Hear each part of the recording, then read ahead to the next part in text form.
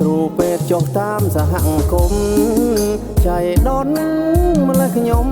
បានជួបក្រមុំភូមិទុំនៀបស្វាយសាច់ស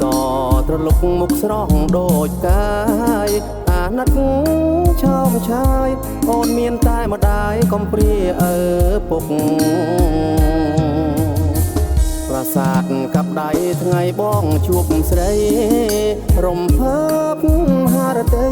យប់ពេញបរមីនាខែកាំងដឹកចានរៀងភ្លឺថ្លាចាំងលើផ្ទៃទឹកជុំណោកាដឹកបកមករអឹកបងសុំផាហុំ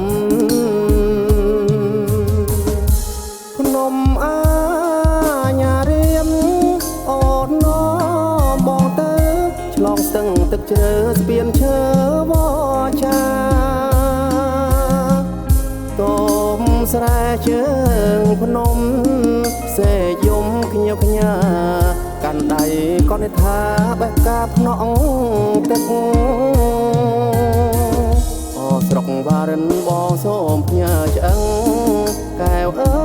យកុំខឹងញ៉ាទៀងប្រលឹងនៅស្រុកអូនហើយអូនលងក្រពើ5បងសុំភ្លើកាយរូបអូ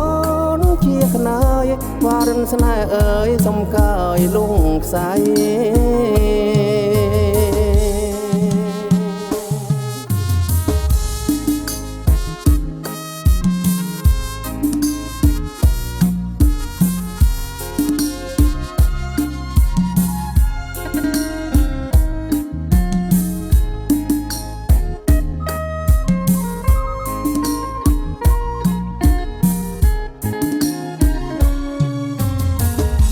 ភ្នំអា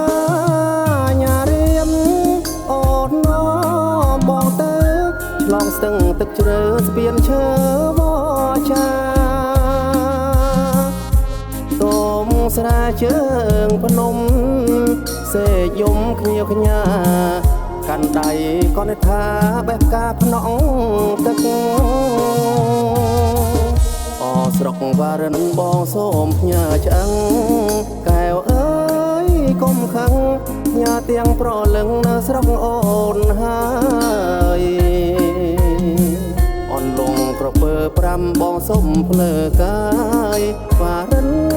ស្នេហ៍អើយរូបអូនជាខ្នើយសុំកាយលងខ្សែ